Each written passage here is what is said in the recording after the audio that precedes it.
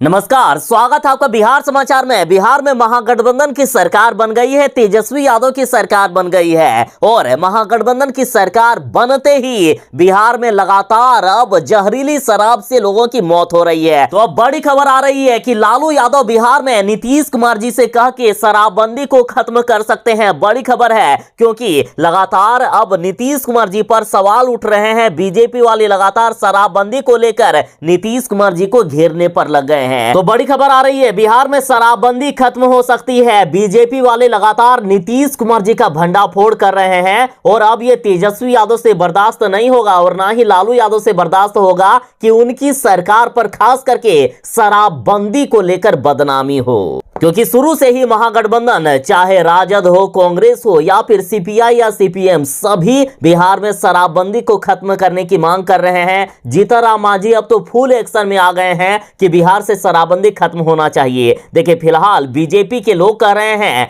कि बिहार में जो जहरीली शराब बेची जा रही है ना, वो और कोई नहीं बल्कि जदयू के नेता बेचते हैं। जदयू के नेता खुद भी बिहार में शराब बेचते हैं, खुद पीते भी हैं और शराब माफियाओं के साथ मिलकर जहरीली शराब बेचवाने का काम और कोई नहीं बल्कि जदयू के नेता करते हैं। नीतीश कुमार जी बिहार में शराबबंदी इसलिए लागू किए हैं ताकि उनकी अवैध कमाई हो सके। जदयू के नेताओं को छूट दे दिया गया है कि बिहार में शराब बेचो और शराब पियो। दरअसल नीतीश कुमार जी ने बिहार में शराबबंदी लागू की है और इसी के कारण बिहार में जहरीली शराब बेची जा रही है। क्योंकि देखिए, बिहार में तो ओरिजिनल शराब बिकना मना है, तो यदि शराब माफिया शराब बेचेंगे तो क्या ओरिजिनल शराब लाकर बेचेंगे? नहीं ना, वो तो नकली शराब या फिर जहरीली शराब भी बेचेंगे क्योंकि उनको सीधा कमाई करना है। वो चोरी छुपे शराब बेच रहे हैं तो ओरिजिनल शराब या फिर समाज कल्याण के लिए, लोगों की भलाई के लिए अच्छे शराब लाकर लोगों को देंगे नहीं। यानी नीतीश कुमार जी ने शराबबंदी लागू किए हैं, इसी के कारण बिहार में जहरीली शराब बिक रही है। इतना तो क्लियर है। कुछ दिन पहले ही सारण में 14 लोगों की जहरीली शराब पीने से मौत हुई थी। लगभग 15 से ज्यादा लोगों की आंख की रोशनी चली गई थी।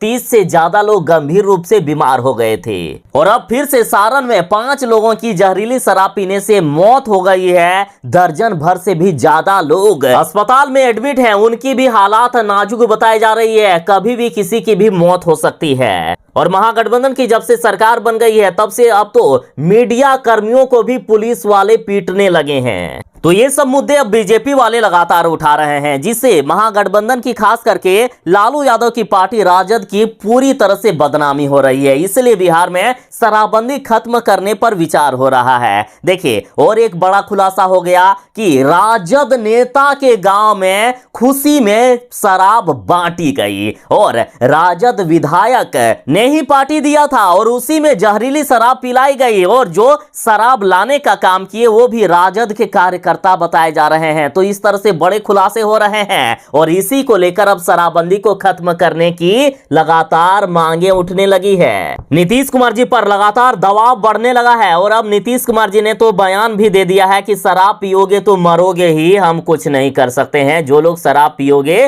वो मरोगे ही, उनका मरना तय है। तो इस तरह के बयान भी सामने आ रहे हैं, जिसके बाद राजद वाले लगातार शराबबंदी को खत्म करने की मांग कर रहे हैं। और इनकी मांग कोई नई नहीं है, बल्कि ये जब से बिहार में शराबबंदी कानून लागू हुआ है उसके अगले दिन से ही या उसके 1 घंटे या 1 मिनट के बाद से ही शराबबंदी को खत्म करने की मांग कर रहे हैं और इनकी मांग लगातार जारी है। और अब तो इनकी सरकार बन गई है। अतः बिहार में यदि सबसे बड़ा पहले कोई काम होगा तो शराबबंदी खत्म करने का होगा, ऐसा भी कहा जा रहा है।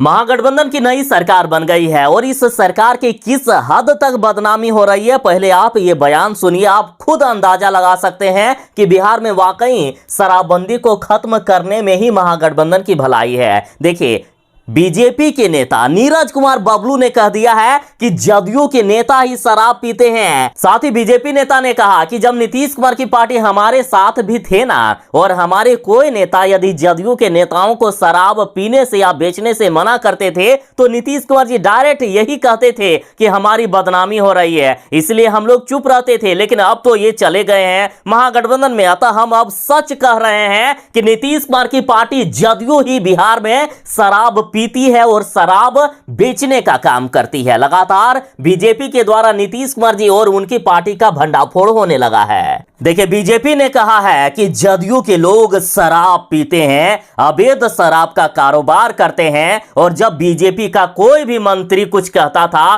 तो मुख्यमंत्री जी सीधा कह देते थे कि मेरा अपमान हो रहा है और इसलिए हम लोग चुप रहते थे, लेकिन अब चुप नहीं रहेंगे। और इधर बीजेपी नेता और केंद्रीय मंत्री गिरिराज सिंह की बात करें तो इन्होंने भी नीतीश कुमार जी की पोल खोल दी है शराबबंदी को लेकर। इनका कहना है कि नीतीश कुमार जी ने शराबबंदी इसलिए लागू की है ताकि इनका फायदा हो सके, इनकी पार्टी का और इनका अवैध कमाई हो सके। गिरिराज सिंह ने कहा कि बिहार में शराबबंदी से अगर किसी को सबसे अधिक फायदा हुआ है तो वो नीतीश कुमार है और उनकी पार्टी जदयू है। इन्होंने यहां तक कह दिया कि शराबबंदी कानून खत्म होते ही इनकी पार्टी का अस्तित्व समाप्त हो जाएगा, क्योंकि यही लोग अवैध कमाई करते हैं शराबबंदी लागू करके। गिरिराज सिंह ने कहा है कि शराबबंदी के बाद बिहार सरकार को मिलने वाला सारा राजस्व शराब माफियाओं को जाता है। देखिए, यदि बिहार में शराबबंदी लागू नहीं होती और यदि सरकारी शराब बिकता तो उससे जो भी फायदा होता, यानी बिहार को जो राजस्व प्राप्त होता, तो वो तो बिहार के विकास के लिए होता।